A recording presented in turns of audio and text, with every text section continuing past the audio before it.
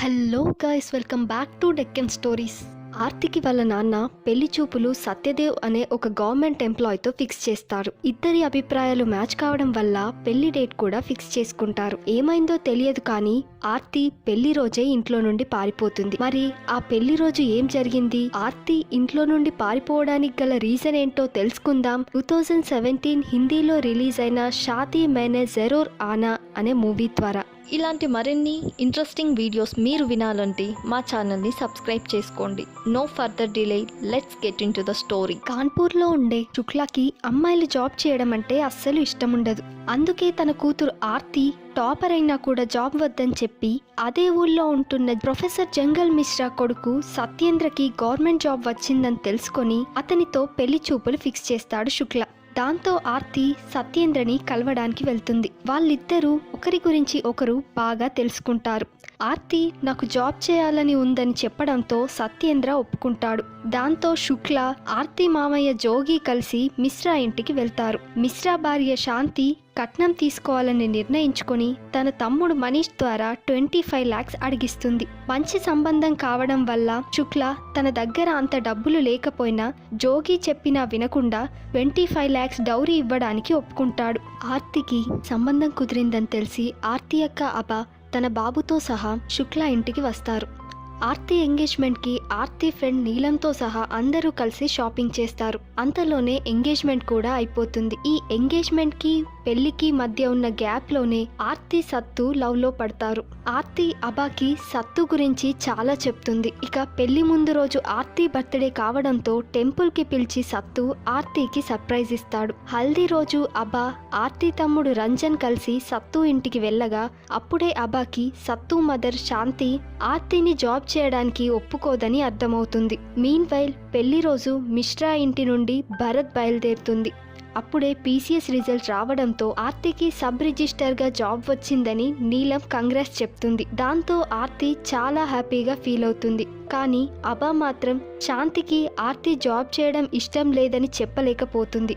ఇక అబా వాళ్ళ అమ్మ మంజు శుక్లాకి ఆర్తికి PCSలో జాబ్ వచ్చిన వాళ్ళ అత్తయ్య శాంతి ఆర్తి జాబ్ చేయడానికి ఒప్పుకోదు, అందుకని ఈ పెళ్లి ఆపేయమని చెప్తుంది.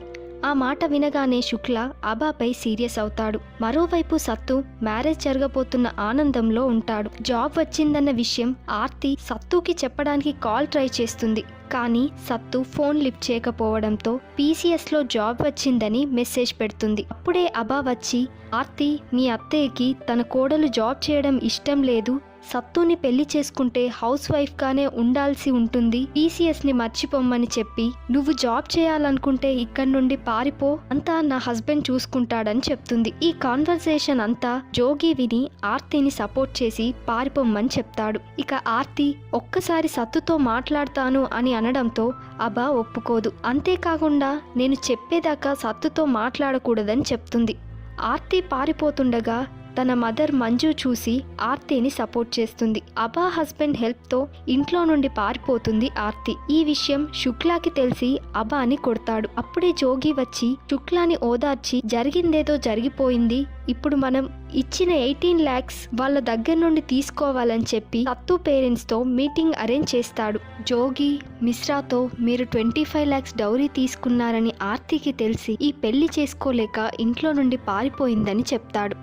అదే టైంలో ఆర్తి పంపిన మెసేజ్ సత్తుకి రావడంతో ఆర్తికి PCSలో జాబ్ వచ్చింది కాబట్టే నాలాంటి ఒక క్లర్క్తో పెళ్లి వద్దని ఇంట్లో నుండి పారిపోయిందని అనుకుంటాడు. ఆ తర్వాత సత్తు చాలాసార్లు ఆర్తికి కాల్ చేస్తాడు, కానీ ఆర్తి లిఫ్ట్ చేయదు. పెళ్లి ఇంట్లోనే డబ్బుల కోసం చాలా పెద్ద గొడవలు జరుగుతుంటాయి. 18 lakhs ఇస్తే గాని మిశ్రాని మనీష్ వదిలేస్తామని జోగి అనడంతో సత్తు డబ్బులు తీసుకురావడానికి ఇంటికి వెళ్ళగా 8 lakhs ఖర్చయ్యాయని 10 lakhs మాత్రమే ఉన్నాయని తెలుస్తుంది. శాంతి నగలు అమ్మి మరి 18 lakhs సత్తు ఇస్తాడు. అందరూ కలిసి తిరిగి ఇంటికి వస్తుండగా మిశ్రా సత్తు పెళ్లి ఆగిపోయినందుకు చాలా బాధపడతాడు.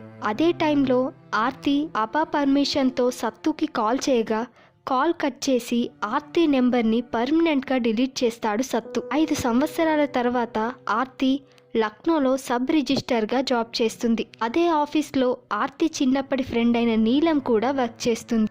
ఆర్తి జాబ్ ప్రోగ్రెస్ చూసి అందరూ ఆర్తికి ప్రమోషన్ వస్తుందని అనుకుంటారు. అదే టైంలో బారాబంకి రైల్వే లైన్ దగ్గరున్న 90 acres గవర్నమెంట్ ల్యాండ్ ని కుక్రిజాపై అతని కొడుకు పేరుపై రిజిస్టర్ చేసినందుకు 3 crores లంచం తీసుకున్నారని ఆర్తిని టెంపరీగా సస్పెండ్ చేస్తారు.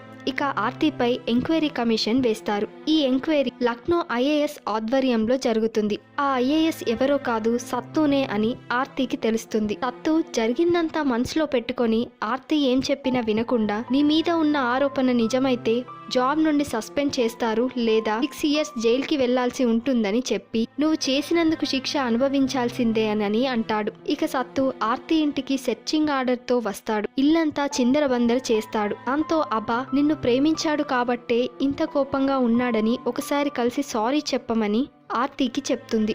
మీన్వైల్ ఆర్తి సారీ చెప్పడానికి సత్తు దగ్గరికి వెళ్ళి పెళ్లి రోజే PCS రిజల్ట్స్ రావడంతో మీ ఇంట్లో వాళ్ళు జాబ్ చేయనియరని తెలిసి ఏం చేయాలో తెలియక నేను ఇంట్లో నుండి పారిపోయానని చెప్పి సారీ చెప్తుంది. దాంతో సత్తు ఇన్ని సంవత్సరాలు నేను ఎక్కడున్నానో ఏం చేస్తున్నానో కూడా పట్టించుకోలేదు. ఈ రోజు నీ కేస్ నా దగ్గరికి వచ్చింది కాబట్టే సారీ చెప్పడానికి వచ్చావు. నువ్వు నాకు చేసిన ద్రోహం ఎప్పటికీ మర్చిపోలేనని చెప్తాడు.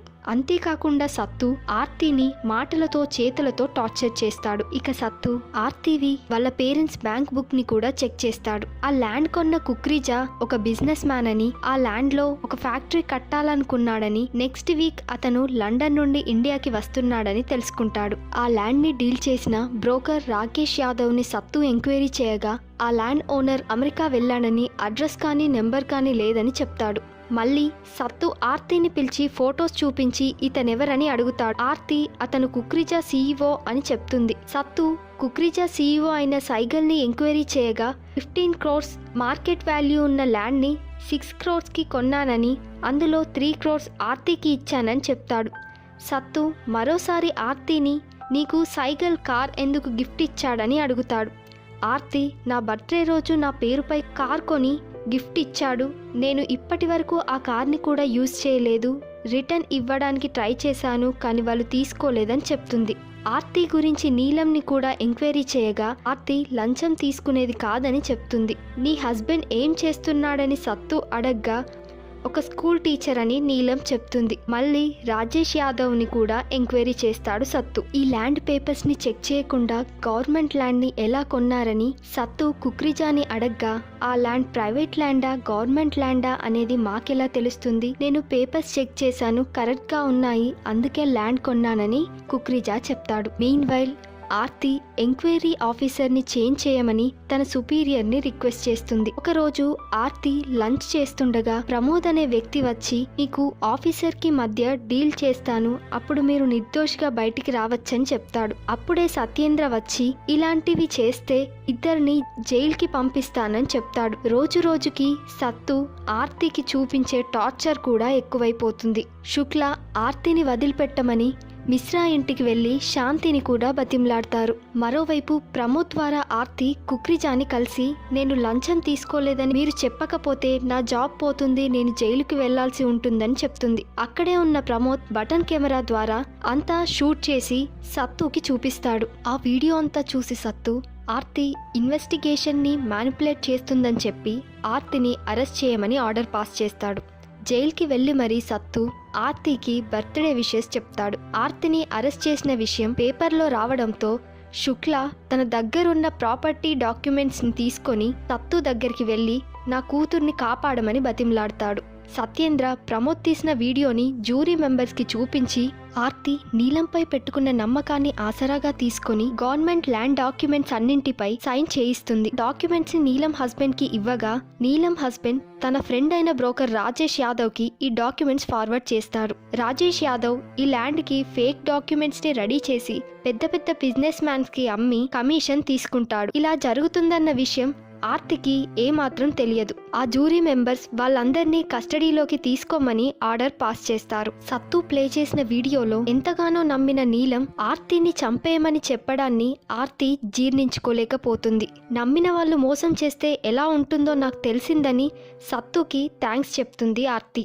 మీన్వైల్ సక్సేనా ఆర్తిని కస్టడీలోకి తీసుకొని ప్రాణాలు కాపాడారని సత్యేంద్రకి థ్యాంక్స్ చెప్తాడు. ఆర్తి నిర్దోషి అని శుక్లాకి చెప్తాడు సత్తు. ఇప్పుడే మంజు శుక్లాకి కాల్ చేసి మనం పంపిన డాక్యుమెంట్స్ ని తిరిగి పంపాడని చెప్తుంది. అప్పటి నుండి ఆర్తి సత్తు వెనకే తిరుగుతూ ఉంటుంది. ఇదంతా చూసి సత్తు నిన్నే కాదు నేను ఇంకెవ్వరిని లవ్ చేసి పెళ్లి చేసుకోనని చెప్తాడు. ఒకరోజు సత్తు ఆర్తి ఫొటోస్ చూడడం సత్తు సిస్టర్ చూస్తుంది. కొన్ని రోజుల తర్వాత ఆర్తికి శరత్ అనే అబ్బాయితో పెళ్లి ఫిక్స్ చేస్తారు. ఈ విషయం మిశ్రా ఇంట్లో తెలిసి ఆర్తి కూడా పెళ్లి చేసుకుంటుంది, నువ్వు కూడా పెళ్లి చేసుకోమని ఫోర్స్ చేయడంతో సత్తు గుడికి వెళ్తున్నానని ఇంట్లో చెప్తాడు. గుళ్ళో సడన్ గా ఆర్తి కలిసి తన ఉద్వి శరత్ ని పరిచయం చేస్తుంది.